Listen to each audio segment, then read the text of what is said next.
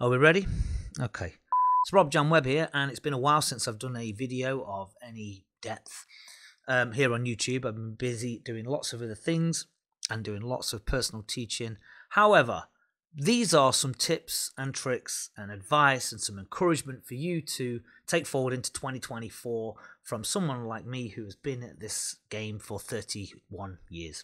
However, I want to kind of, get back into the swing of things, and I'm going to show you some bits and bobs on how to become better all round at DJing, producing, etc. Let's crack on. So, rule number one, if you want to be a DJ, or if you are a DJ,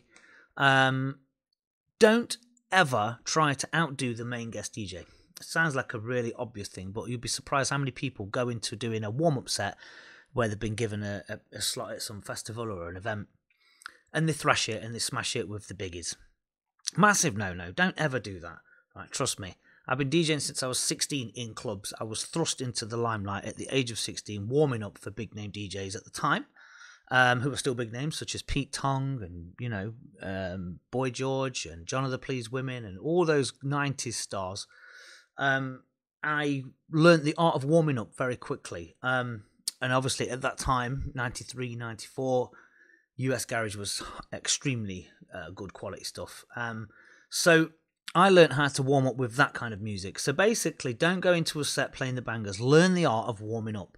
Learn to start off with an intro track, something really gentle, and build it up nicely. Get a good groove going.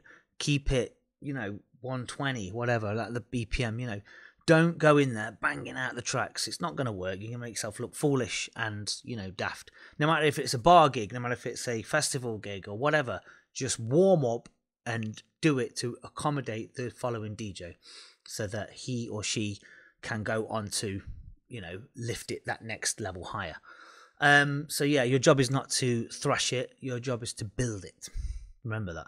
So yeah, tips from being a DJ. Rule number one, DJ school day one, learn the art of warming up.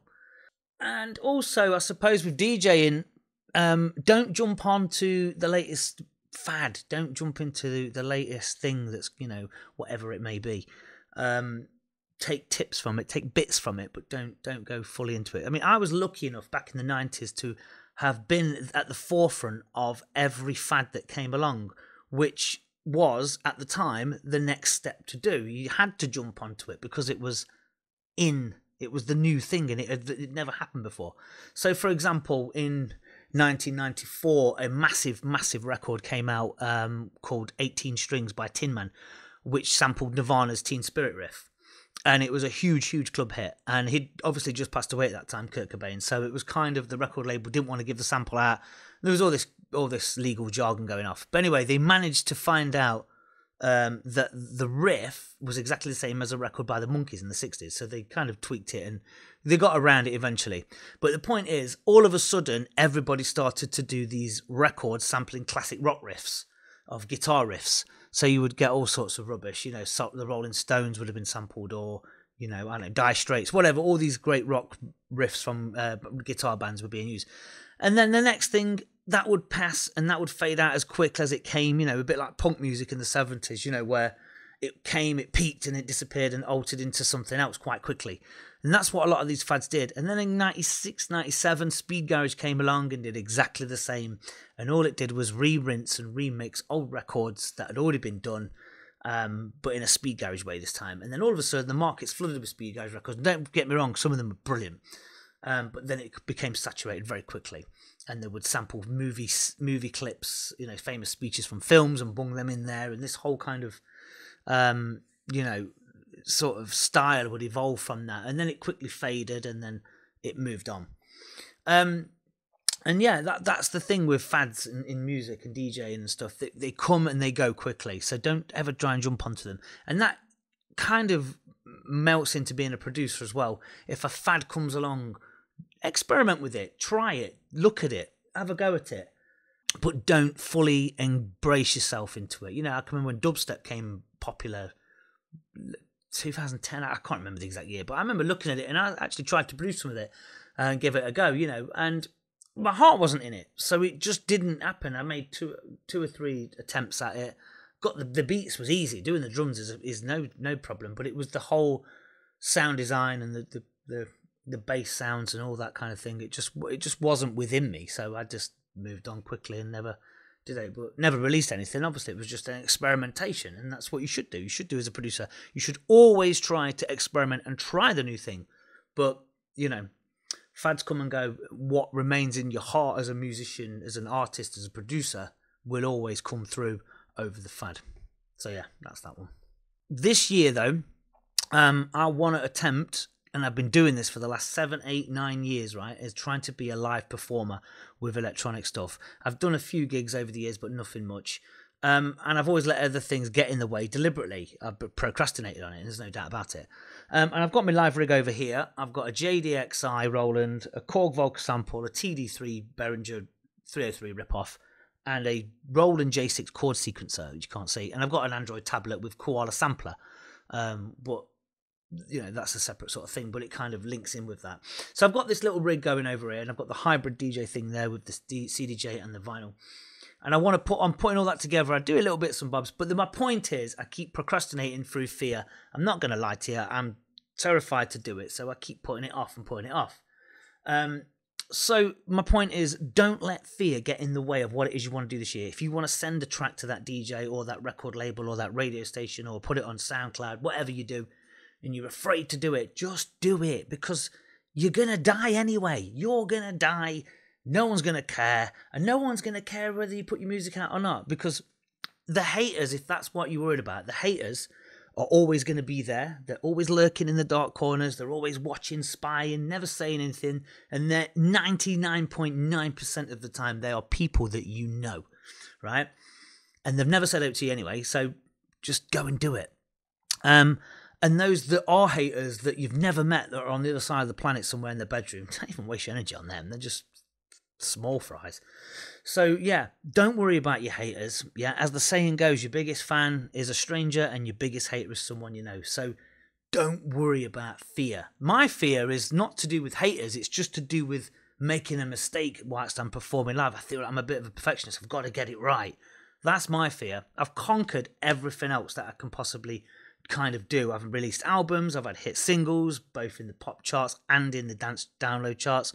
I've DJed all over the world. I've ran a YouTube channel and private tuition, which I've done really well. I've ran record labels, I've put events on. I've done everything, but live performance is the one thing I've still got a thorn in my side about. I've got to, kill that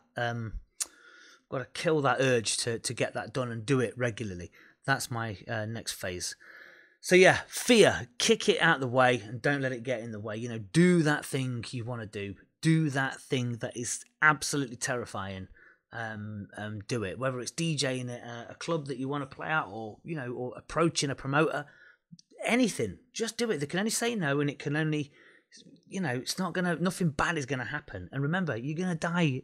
Don't die with your music in you. It's that simple.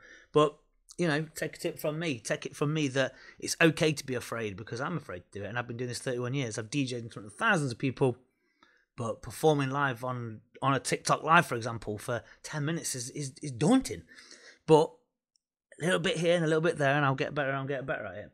I just want to make sure that all my equipment works as I want it to work. And if I press the wrong button, but you got to roll with the punches. It's just like making a bad mix when you're DJing. You just carry on and just keep going. So that's that. Don't let fear cripple you. Okay. Right, next one, I would say, is learn your instrument. Okay, this is a really important one. Learn your keyboard, right? If you're a producer, you've got a keyboard in front of you, or a controller pad, whatever. Learn how to play in chords, no matter how many chords you use, whether you use a full arrangement and you use, bridges and middle eights and all that. Just learn to put chords in manually, okay? And your skills as a player will develop. It's very easy to go and get a MIDI pack and chuck a MIDI pack in, but what you don't realise is with MIDI packs, as good as they are and as beautiful as some of those chords are, you are not learning how to play those chords in so that you can develop melodies on top with other sounds or bass lines underneath that. You're not going to learn it because it's all done for you, and you're not going to know the process of how you've made the track. So if you've got a chord arrangement of F minor 7, G minor 7, C minor 7 as a MIDI pack, what are you going to use? How are you going to learn to play riff on top of that? You're not, because you've not seen yourself play the notes in of the chord and develop your own riffs around that. So you've got to learn your chords as much as you can and learn how to play bass lines around your own chord arrangements. Copy those chord arrangements, but play them in. Try and be a better all-round producer, you know. And whilst we're on the subject of producing, the one final thing I'm going to say here is learn each individual technique as it goes along. So don't try and go to your canvas with a load of paint and just throw it all on, because you're going to be very disappointed with the outcome, because you've rushed everything and you've tried to do too much too soon. So, for example, what I mean is learn how to program drums straight up. Learn how to program your beats, okay? Program them in. Listen to records you like. Copy them, but listen to how they've programmed the beats. You know, drum patterns with house music, there's only so many you can do. So, but you can have as many different sounds as you choose. So learn how to program your beats, okay?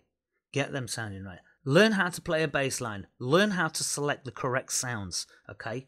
And mold it into the drums. Learn to mix your bass and your drums together. Learn how to play chords, as I've said. Learn how to layer pads and arpeggios. Learn each individual thing separately. Don't try to go in and make a track and rush. It's not going to happen. You're just going to fail. And you're going to get disheartened, and then you're going to quit. So learn each individual thing as it happens, okay? So just spend a day one time or an hour just mixing drums and choosing different sounds, and collect those sounds, save them in a favourite file somewhere so you've got an instant drum machine whenever you want it. But yeah, that's how you do it. Don't rush everything. And even if you're doing something simple like disco house, where you're sampling old disco records and sticking it on top of drums and percussion, learn how to filter properly. Learn how to make the track have a variation throughout. Don't just have a all the way and give everything away straight away. So many times I see people that make a track and they give all their sounds away straight away. They give everything away. It's like, here it is, bang. And there's no variation. It's just linear. There's no up and down. There's got to be loops and breaks and drops and, you know, intertwining everywhere. Learn how to space your music out. Listen to another record that's already established and copy that as a reference track. Learn to space out. As I say, if you've got one simple sound, one loop, learn to, you know, variate it, make it variated, if that's a word. So anyway, that's that. So all I can say for 2024 is face your fear, learn your skills, stick with it. Don't get fearful about releasing something or doing something that you've never tried before. Look at me, I've been doing this 31 years. I'm still trying to conquer the life thing. Stick to it, be consistent, and just learn as you go along. Learn from the heart, choose from the heart. Don't follow fads. Don't get caught up in bandwagons, and see what happens, you know. And always send me your stuff and let me know what, you know, stuff you're up to, and I will give you some positive critique on that going forward. So yeah, so here's some tips for 2024 with your music productions from me, Rob John Webb. Good luck, and I'll see you soon. Ta-ra.